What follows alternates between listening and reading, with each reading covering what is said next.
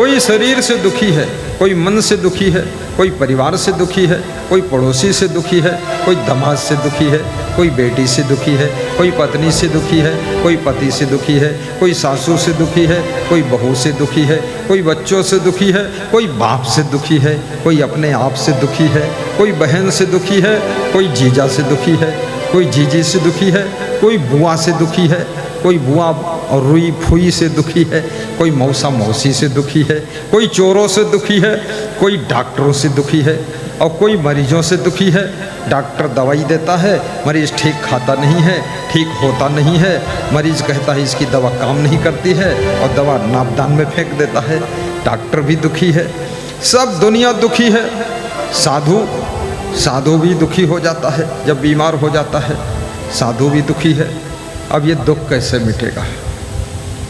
किसी के लड़के फैशन बहुत कर रहे हैं तो दुख है, किसी के घर की लड़कियां बहुत फैशन करती वो भी दुख है, और किसी के लड़के व्यसन बहुत करते, कोई दारू पीता उसके कारण परिवार दुखी है, कोई आलसी पैदा होगा उसके कारण भी दुख है, कोई लड़के का विवाह नहीं हो रहा तो भी दुख है, और विवाह हो गया तो बहू ठीक ठाक नहीं आई वो दुख है, और बहू ठीक ठाक आ गई, बहू के बच्चे नहीं पैदा हुए तो भी दुख है, और बच्चे पैदा हो गए तो लड़की ही लड़की पैदा हो गई तो बहुत दुख है, और लड़का पैदा ही नहीं हुआ तो भी दुख है, और लड़का पैदा हुआ, पोता पैदा हुआ, ऐसा पैदा हुआ, खतरनाक पैदा हुआ, बिल्कुल रावण कंस पैदा हुआ, कोट पटांगी काम करता है तो भी दुख है, और पोता पढ़ता नहीं तो दुख, और पढ़ता है तो अच्छे नंबर नहीं लाता तो दुख, अच्छे नंबर लाता है लेकिन कंपटीशन क्रॉस नहीं कर पाता तो दुख। सारा दुख दुख दुख दुख दुख। कितना दुख, जितना दुख उतना दुख। हम बताते इतना दुख, दुख को सुख में कैसे बदले, ये कला सीखना है आज। इनको बिठा लो, हमारे कमलपुर वालों को यहाँ बिठाओ, हमारे पूर्व आयोजकों का यही स्थान है। हाँ बैठो, विराजिए।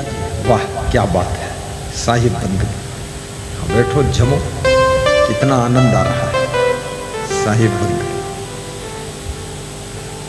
तुम्हें देख कर के ये ख्याल आ रहा है, तुम्हें देख कर के ये ख्याल आ रहा है कि जैसे फरिश्ता कोई सो रहा है, कि जैसे फरिश्ता कोई सो रहा है। कोई मेरी आँखों को देखे तो समझे, कोई मेरी आँखों को देखे तो समझे कि तुम मेरे क्या हो, कि तुम मेरे क्या हो, कि तुम मेरे क्या हो, कि तुम मेरे क्या हो। तुम ही मेरे मंदिर, तुम ही मेरे मंदिर, गुनगुनाइए, सब गाइए। पूजा तुम ही देवता हो, तुम ही देवता हो, तुम ही देवता हो, तुम ही देवता हो। कबीर कहते हैं, तन धर सुखिया काहू न देखा, जो देखा सो दुखिया। अब सवाल इस बात का है, दुख देता कौन है? रामायण में लक्ष्मण जी से जब एकांत में बैठ करके निषाद राज ने कहा था कि राजा दशरथ बहुत कठोर है, ऐसे कोमल बालकों को वन में क्यों भेजा, क्या जरूरत थी, बहुत कठोर है। लक्ष्मण ने कहा, मेरे पिता को कठोर मत कहना, क्योंकि पुत्र वही है जो पिता की हर आज्ञा में सुख मानता है। मेरे पिता कठोर नहीं है, उन्होंने हमको दुख नहीं दिया है, क्योंकि काहू न को सुख दुख कर दाता, लक्ष्मण ज्ञानी हैं, वक्ता हैं, समझदार हैं, ज्ञान की चर्चा कर रहे हैं। काहू न को सुख दुख कर दाता, काहू न को। दोहराइए, रंजीत सिंह दाता, निज कृत्य कर्म भोग सब दाता, निज कृत्य कर्म भोग सब दाता। कौन दुख देता है, किसको दुख देता है, क्यों दुख देता है? ये तो लक्ष्मण जी कह रहे हैं, कोई किसी को दुख नहीं देता है। लक्ष्मण जी कहते हैं ये जीव अपने निजी किए हुए कर्मों का फल भोगता है, दुख कोई नहीं और देता है। कौन दुख देगा? लेकिन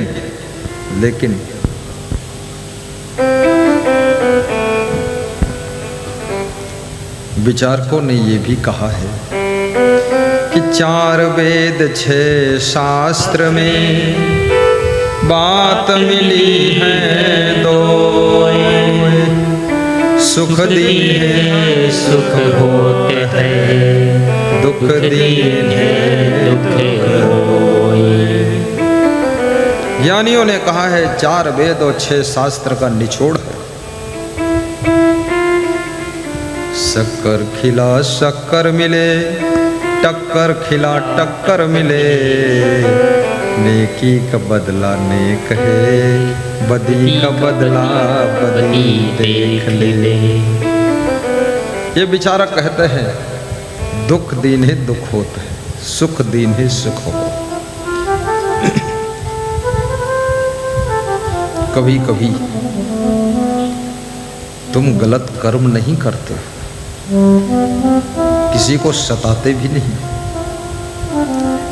लेकिन केवल मन में सोच लेते हो, दूसरों के लिए सोच लेते हो कि ये मिश्रा जी दुखी हो तो अच्छा है। तुम्हारे सोचने से मिश्रा जी दुखी होगा कि नहीं होगा ये पता नहीं, लेकिन तुम जरूर दुखी होना शुरू हो जाओ। नास्त बुद्धि अयुक्तस्य नाचा अयुक्तस्य भावना नाचा अभाव यतः शांति अशांतस्य कोता सुखम शक्नोति है या सोढ़ुम प्राक शरीर विमोक्षणात् काम क्रोधोद्भवम वेगम सह युक्त स सुखी नरः दुखेश अनुद विगन मनः सुखेश विगत अस्पृह वीतरांग भय क्रोधा स्थित धीमन उच्यते। श्री कृष्ण कहते हैं अर्जुन, जिस मनुष्य के पास में यथा योग्य बुद्धि नहीं, बड़ी मार्मिक बात, जैसी बुद्धि जरूरत है वैसी नहीं, यथा योग्य बुद्धि नहीं, और जिसके पास में यथा योग्य भावना नहीं, किसके प्रति हमको कैसी भावना रहनी चाहिए। यानी कर्म का फल तो सब कहते मिलता है, लेकिन मैं ये भी कहता हूँ तुम्हारी भावना का फल भी तुमको मिलता है, और भावना में कुछ खर्च नहीं होता। कर्म करने में तो मेहनत भी पड़ेगी, कुछ खर्च भी होगा, लेकिन जाकी रही भावना जैसी प्रभु मूरत देखी तिन तैसी।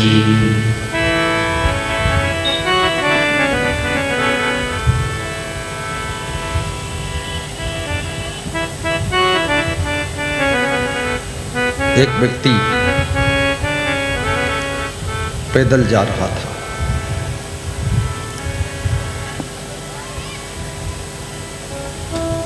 उसका मित्र मिला, उसने पूछा आप कहाँ जा रहे हो? तो उसने बताया मैं अपने परम मित्र को मिलने जा रहा हूँ। अच्छा, कौन है परम मित्र तुम्हारा? अमुक गांव में अमुक नाम का व्यक्ति रहता, मेरा परम मित्र है। आहा, वो तो मेरा भी परम मित्र है। वैसा आदमी तो धरती पर कभी कभी पैदा होता, बहुत महान व्यक्ति है। जाओ मेरा भी नमस्कार कह देना। वो चला गया, मिला, उसने उनका नमस्कार कहा, केवल इतना बताया, रास्ते में मिले थे, नमस्कार भेजा है।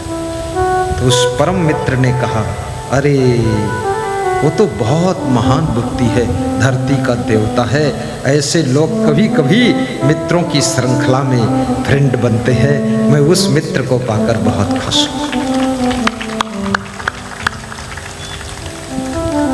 जब लौट कर आया तब फिर ये मित्र मिला, पूछा तुमने मेरा नमस्कार उनको सुनाया? तो क्या बोला वो? बोले जो तुमने बोला वही वो बोला।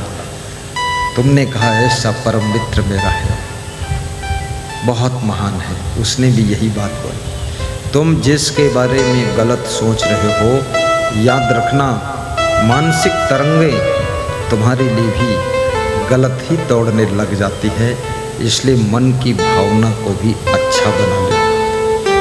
और मन की भावना जिसकी अच्छी है, कृष्ण कह रहे हैं, क्या कहते हैं? नास्ति अयुक्तस्य भावना। जिसके मन की भावना यथा योग्य नहीं, माँ के प्रति कैसी भावना होना चाहिए, पिता के प्रति कैसी भावना होना चाहिए, गांव के वरिष्ठ लोगों के प्रति कैसी भावना होना चाहिए, गांव के बुजुर्गों के लिए हमारे भाव क्या होना चाहिए, संत के प्रति भावना कैसी हो, गुरुदेव के प्रति भावना कैसी हो, बहन के प्रति, बेटियों के प्रति, शिक्षक के प्रति, डॉक्टर के प्रति, सारा भावना का खेल है। जिसकी यथा योग्य भावना नहीं, श्री कृष्ण कहते न चा अभाव यथा शांति। जो भावना से हीन है उसको कभी शांति नहीं मिलती, और जिसे शांति नहीं मिलती है उसको कभी सुख नहीं मिलता है, और जिसे सुख नहीं मिलता है उसको जिंदगी भर दुख मिलता है, दुख ही दुख मिलता है। सवेरे सोकर उठो, अपने माता पिता के पैर छू लो। तुम जिस माता पिता के साथ में रोज रहते हो, तुमको लगता है ये तो साधारण है, इनमें तो कोई गुण दिखता ही नहीं है। जिसके पास में तुम हमेशा रहने लग जाते हो, तुम्हारे लिए साधारण हो जाता है। अयोध्या में सैकड़ों साल से बसने वाले लोगों के लिए सरयू नदी भी साधारण हो गई है। गंगा के किनारे हरिद्वार में रहने वालों के लिए गंगा जी भी साधारण ही है, क्योंकि उनकी भावना बदल जाती है। सास ससुर के साथ रोज रोज रहने वाली बहू के लिए सास ससुर भार हो जाते हैं, भावना बदल गई है। याद रखना, तुम सोना रोज पहनते हो, सोना के प्रति कभी भावना आपकी बिगड़ी? 20 साल से महिलाएं सोना पहन रही, 36 साल से पहन रही है, 80 साल से पहन रही है, सोना के प्रति तुम्हारी भावना कभी नहीं गिरी है। ऐसी गिर जाए भावना तो गले से हार निकाल कर फेंक दो उधर। कभी फेंका? कभी नहीं फेंका। सोना सोना है, चाहे जिंदगी भर तुम्हारे गले में रहे तो सोना है, अलमारी में रहे तो सोना है, अंगूठी बनकर रहे तो सोना है, और सोना को चाहे जेब में रखो तो सोना है। ऐसे याद रखना, माता पिता जिंदगी भर तुम्हारे साथ रहे तो माता पिता हैं, अलग रहे तो भी माता पिता हैं, उनका सम्मान करना चाहिए। बोलिए सद्गुरु भगवान की जय जय जय जय जय।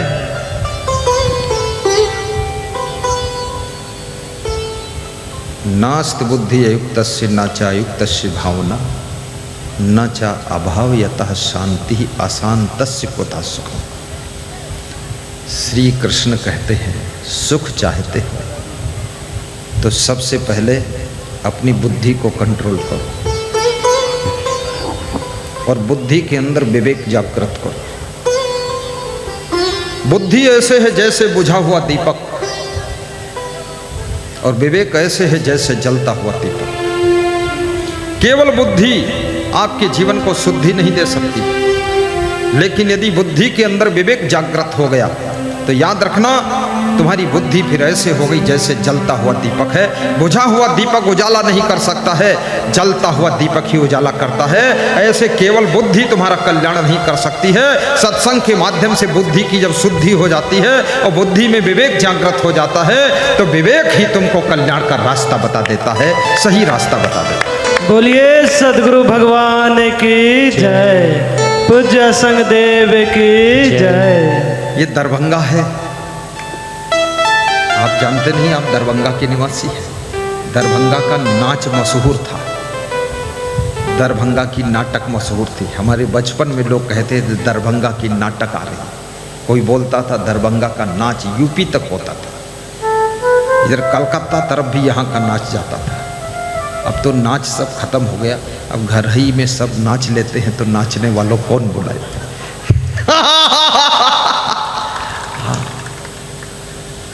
नाचने वालों का धंधा भी खत्म हो गया।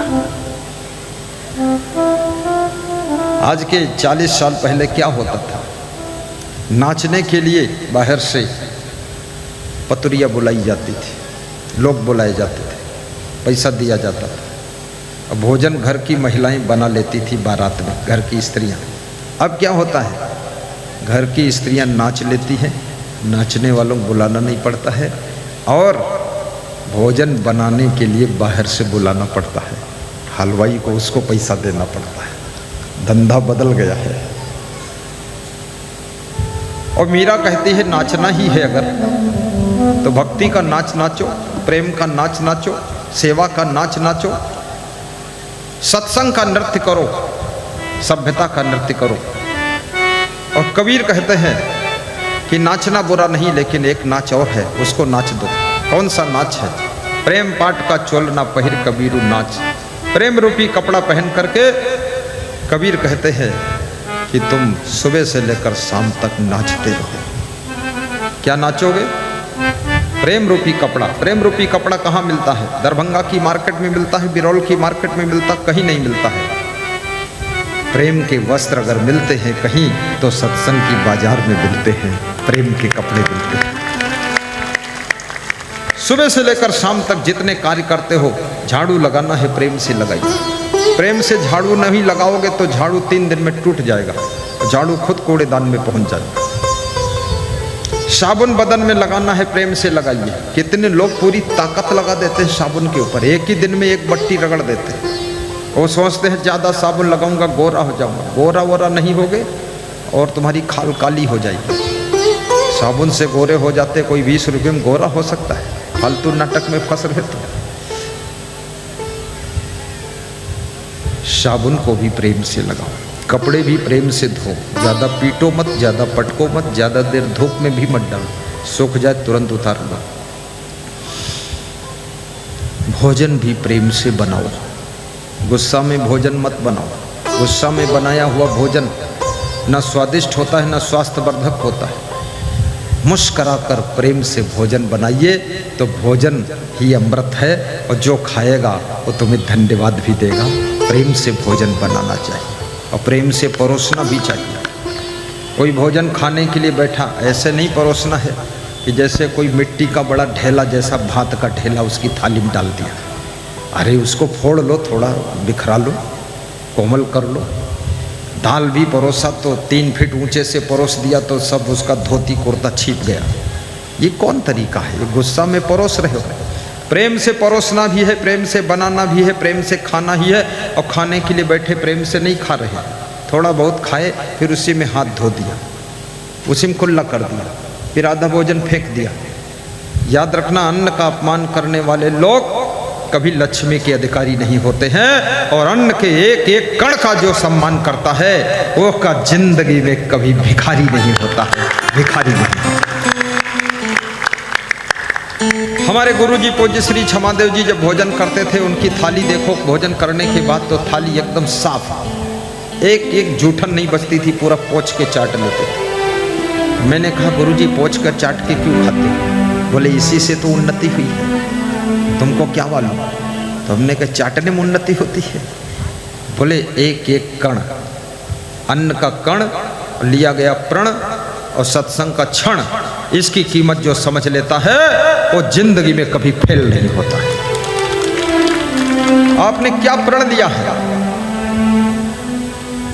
सत्संग का क्षण, तुल न ताहि सकल मिल जो सुख लो सत्संग, तात स्वर्ग यकवर्ग सुख धरी तुलाई के अंग। मानस कहती है कि सबसे बड़ा सुख कहाँ है?